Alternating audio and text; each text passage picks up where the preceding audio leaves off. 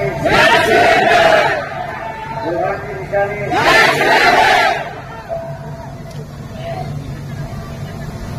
मंचकावर उपस्थित शासक धैर्यवंतकर अशोक सोनवणे शरद वसतकार आणि उरलेल्या सगळं ज्येष्ठ आणि प्रतिष्ठित मंडळी बंधूनो भगिनी आणि बाळमित्रा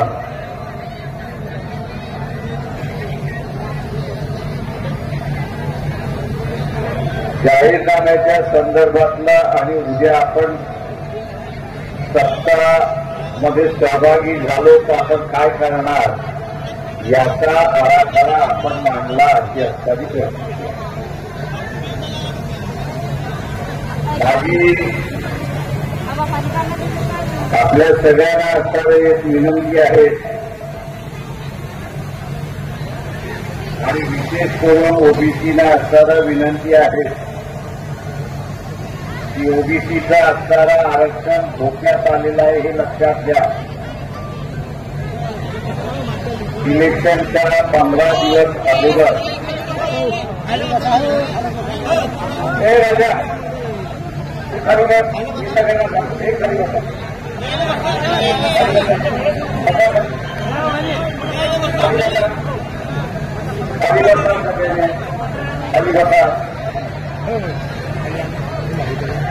ही सुद्धा मंडळी जी आहेत ना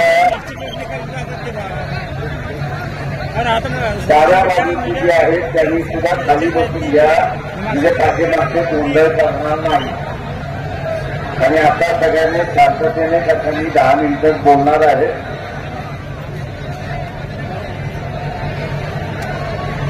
ओबीसीचं आरक्षण हे पूर्णपणे धोक्यात आलंय हे आपण लक्षात घ्या.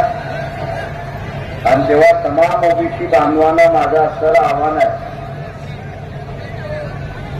की जरांगे पाटील यांच्या मागणीला पाठिंबा कोण देते तर काँग्रेस पाठिंबा देते, काँग्रेसची आघाडी आहे ती पाठिंबा देते, एनसीपी पाठिंबा देते आणि दुसऱ्या बाजूला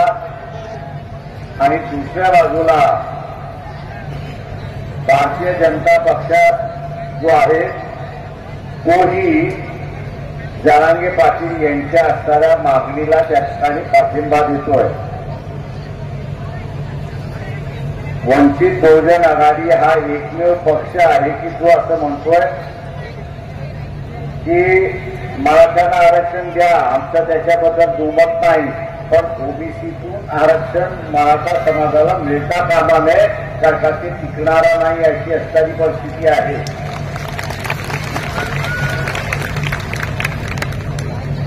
उद्याची विधानसभा झाली की जनगणनेचा ओबीसीच्या जनगणनेचा ठराव महाराष्ट्र विधानसभेमध्ये येईल आणि महाराष्ट्र विधानसभेमध्ये आल्यानंतर सुप्रीम कोर्टाने जे सांगितलंय की ओबीसीची टक्केवारी किती ही माहीत नसल्यामुळे स्थानिक स्वराज्यामध्ये आरक्षण घेता येत नाही. तेच तत्व उद्या विधानसभेमध्ये घेतल्या जाईल आणि ओबीसीची टक्केवारी माहीत नसल्यामुळे शैक्षणिक आणि आर्थिक शैक्षणिक आणि नोकरीचं आरक्षण का द्यायचा हा सवाल ठेवला जाईल आणि जोपर्यंत जनगणना होत नाही तोपर्यंत ओबीसीच्या आरक्षणाला स्थगिती दिला जाणार आहे. त्याच्यामुळे ओबीसीला माझं असणारं आव्हान आहे. म्हणून ओबीसी समूहाला माझं असणारं आव्हान आहे की आपल्याला असणारा वंचित बहुजन आघाडीशिवाय पर्याय आता राहिलेला नाही. किंवा इथला केली माळी काळी कोळी कुंडी लोहा सोना संघ या सगळ्यांना आव्हान आहे की वंचितच आपल्याबरोबर आहे आणि उद्याचा वंचितचा उमेदवार म्हणजे मलकापूरमधले डॉक्टर या ठिकाणी जमीउद्दीन असेल किंवा खामगावमधले असणारे देवराव होणारे असतील हे आपल्याला विधानसभेमध्ये भांडण्यासाठी पाठवायचं आहे हे आपण लक्षात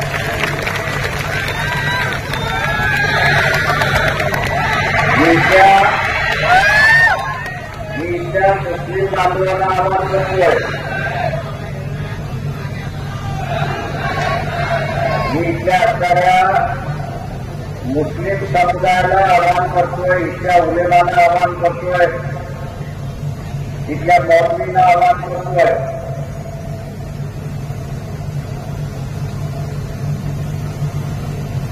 एनआरसीचा प्रश्न आला की काँग्रेसवाले तुमच्या बाजूने उभा राहत नाही, वंचित बहुजन आघाडी तुमच्या बाजूने उभी राहते. मॉब लिंचिंगचा प्रश्न झाला, मुस्लिम मॉब लिंचिंगचा प्रश्न झाला तर काँग्रेस तुमच्या बाजूने उभी राहत नाही तर वंचित बहुजन आघाडी आपल्या बाजूने उभी राहते, हे लक्षात घ्या. मुसलमानांवरती अन्याय झाला तर वंचित बहुजन आघाडी आपल्या बाजूने उभी राहते, हे लक्षात घ्या. इथे टिपू सुलतानचा प्रश्न असेल, टिपू सुलतानचं स्टेटस ठेवलं तेव्हा अनेक विद्यार्थ्यांवरती आणि मुस्लिम तरुणांवरती प्रचंड मोठ्या प्रमाणात केसेस दाखल करण्यात आल्या. ज्यावेळेस उघडून आला तर वंचित बहुजन आघाडी आपल्या बाजूने उभी आली, हे लक्षात घ्या. औरंगजेबचं स्टेटस ज्यावेळेस ठेवलं आणि या खामगावमध्ये दंगल झाली आहे, हेही आपण लक्षात घ्या. औरंगजेबच्या स्टेटसवरनं शेगाव सारखा शांतीचा असणारा शहर आता दंगलग्रस्त होते, अशी असणारी परिस्थिती आहे. महाराष्ट्राभर हिंदू मुसलमानाची दंगल होणार का, असं वातावरण होतं. त्या वातावरणाला शांत करणारा दुसरं तिसरं कोणीच नाही तर वंचित बहुजन आघाडी आहे, हे आपण लक्षात घ्या. औरंगाबादला औरंगजेबाची कबर आहे. त्या औरंगजेबाच्या कबरवरती वंचित बहुजन आघाडीचे पदाधिकारी चादर चढवायला गेले. त्यांनी चादर चढवली आणि चादर चढवून तिथल्या धर्मवादी भारतीय जनता पक्षाच्या सरकारला चॅलेंज दिलं. धर्मवादी भारतीय जनता पक्षाच्या सरकारला चॅलेंज केलंय आणि चादर चढवून आलेला आहे. हिंमत असेल तर आमच्यावरती केसेस दाखल करतात.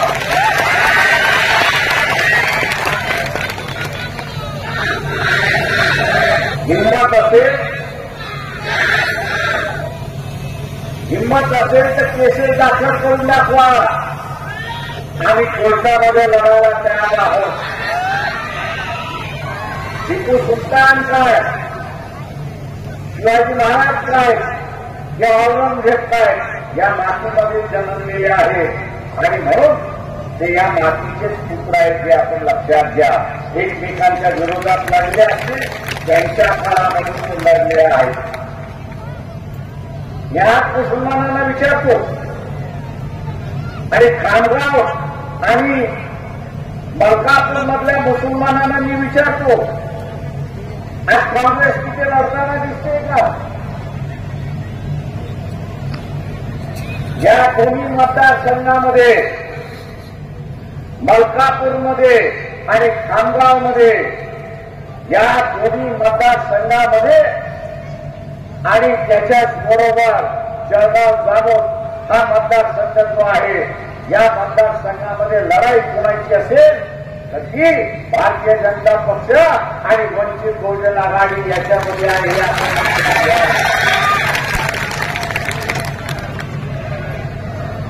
बुलढाण्यातली तीच परिस्थिती आहे, चिखलीतली तीच परिस्थिती आहे, मेहकरमधली तीच परिस्थिती आहे आणि सिंदखेड राजाची सुद्धा तीच परिस्थिती आहे, हे आपण लक्षात घ्या. मी इथल्या मुसलमानांना विचारतो, तुम्ही नमाज पढायला जा, त्यावेळेस हल्ला कुंकवा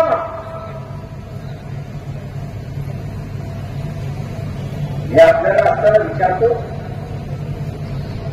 ती निपुण शर्मा नावाची असताना एक पाहिजे मोहम्मद पैगंबराच्या विरोधात राजस्थानमध्ये तिच्या बाजूने बोलणाऱ्या माणसाचं तिथं भूमकत घातल्या जातात. कारण मुसलमानांमध्ये घडलं मान्य आहे ना. कुठल्याही देवाचं वहीम केली, कुठल्याही देवाबद्दल वाईट बनला तर त्या समूहाला राग येणार हे बरोबर आहे. मी त्या मुसलमानांना विचार की तुम्ही आतापर्यंत काँग्रेस बरोबर राहिलेला आणि आम्हाला आत्ताही दिसतंय की काँग्रेसचा उमेदवार पडत असताना सुद्धा मुस्लिम सवालों का हमें नहीं यार कांग्रेस बचती है, हम लोग कांग्रेस के साथ जाना चाहते हैं. मैं आपल्याला असताना विचारतो की तुम्हाला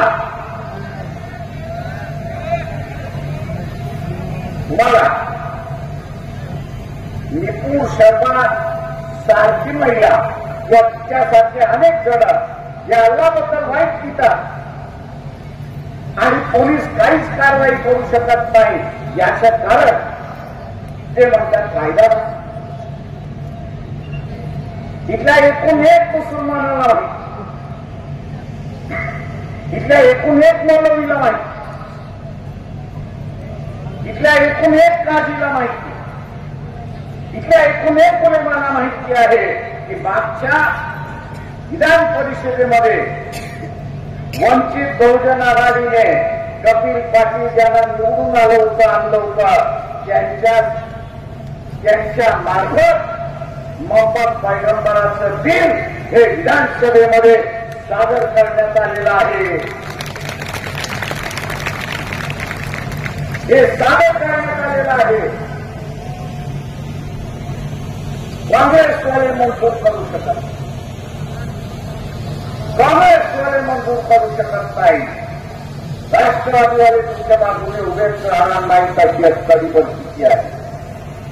आणि म्हणून मी म्हणालो होतो या महाराष्ट्रामध्ये 32 जागा अशा आहेत, 32 जागा अशा आहेत की ज्या 32 जागेवरती एका बाजूला एकनाथ शिंदे शिवसेना यांचा उमेदवार आहे आणि दुसऱ्या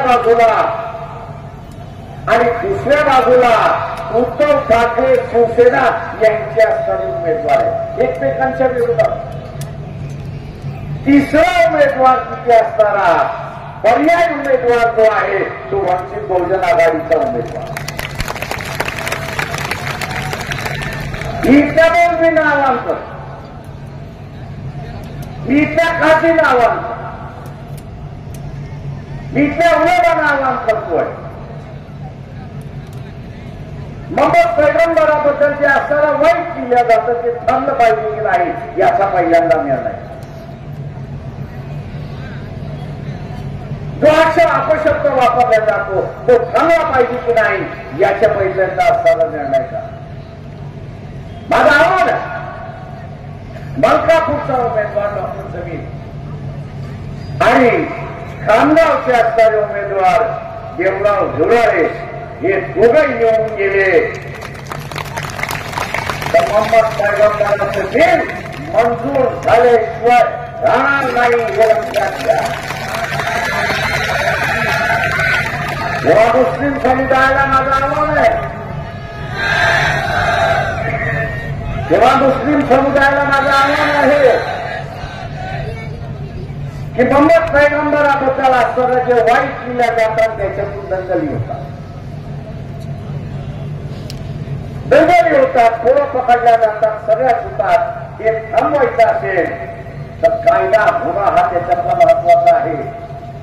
त्या मोहम्मद पैगंबर बिलामध्ये आम्ही असणारा कायदा केलेला आहे की मोहम्मद पैगंबर आणि इतर देवदेवतांबद्दल कुणी हा शब्द काढला तर त्याला किमान 7 वर्षाची सजा त्या ठिकाणी झाली पाहिजे आणि ती सजा झाली त्यावर त्या ठिकाणी हत्या करण्याचं सांगणार आहे. माझा मुसलमानांना आव्हान आहे, तुम्हाला हा कायदा माहिती नको. मुस्लिम समुदाय से मैं पूछना चाहता हूं कि आपको ऐसा कानून चाहिए या नहीं चाहिए, मियाँ चाहिए या नहीं चाहिए. वो आप अपने बस्तियों में अपने इलाकों में इसका प्रचार करो कि वंचित बहुजन आघाड़ी का सत्ता देना, इसका मतलब मोहम्मद पैगंबर का दिल मंजूर होना है। और इसलिए तमाम मुसलमान भाइयों से मेरी दरखास्त, तमाम मुस्लिम भाइयों से मेरी दरखास्त है, हम उठते बैठते अल्लाह का नाम लेते, अल्लाह को दुआ देते, और अल्लाह की दुआ की वजह से ही आज हम लोग जिंदा है। मैं मान के चलता हूं, खूब छोड़ता है जब अल्लाह के बारे में कोई खराब खराब बातें वहां पर करता है। आज एक मौका है, इलेक्शन एक मौका है कि जिस मौके का अगर हम लोग फायदा ले उठाए, तो ये खराब शराब की बातें जो चलती है अल्लाह के बारे में, उसका रोकने का मौका है। और रोकने का मौका एक ही है कि गैस सिलेंडर को वोट देकर इन दोनों को जिताइए और विधानसभा में कानून बनाइए। इसी को मैं आपसे लिखता हूं। जय हिंद, नमस्कार।